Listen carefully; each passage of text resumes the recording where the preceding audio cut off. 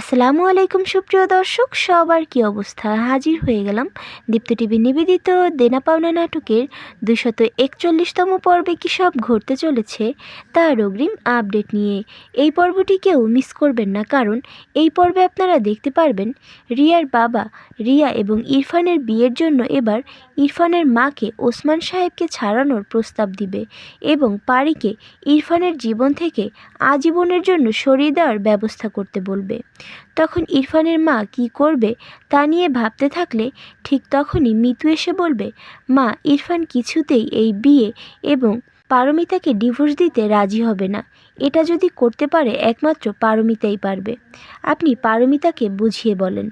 একথা বলতেই ইরফানের মাকে দেখা যাবে সে পারির কাছে গিয়ে এসব কিছু খুলে বলবে এবং হাত জোর করে তার স্বামী ওসমানকে তার কাছে ভিক্ষা চাইবে। সে পারিকে ইরফানের জীবন থেকে আজীবনের জন্য দূরে সরে যেতে বলবে। তখন পারি কান্না করতে করতে বলবে, মা, আপনি আমাকে একটু সময় দেন। আমি যদি আপনাকে 5 কোটি টাকা দিয়ে বাবাকে ছাড়িয়ে আনতে না পারি, তাহলে আপনাকে আমি কথা দিচ্ছি আমি এই বাড়ি থেকে এবং ইরফানের জীবন থেকে আজীবনের জন্য সরে যাব। এদিকে পারিকে দেখা যাবে সে অফিসে আসার সময় আবারও তনিমাকে সাথে করে নিয়ে আসবে। এসব দেখে সৌরভ বলে উঠবে, পরি, এটা কি তোমার একটা অসুখ নাকি? যারা তোমার অপকার করতে চায় তাদেরকে তুমি সবসময় গুরুত্ব দাও।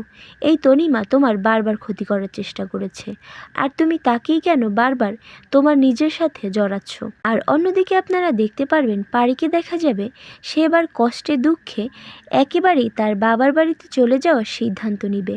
সে তার বাবার কাছে ফোন দিয়ে বলবে, বাবা, আমি তোমাদের বাড়িতে যেতে চাই। তখন তার বাবা তার কথা শুনে একটু আশ্চর্য হয়ে যাবে। আর এছাড়াও থাকছে আশ্চর্য সকল ঘটনা।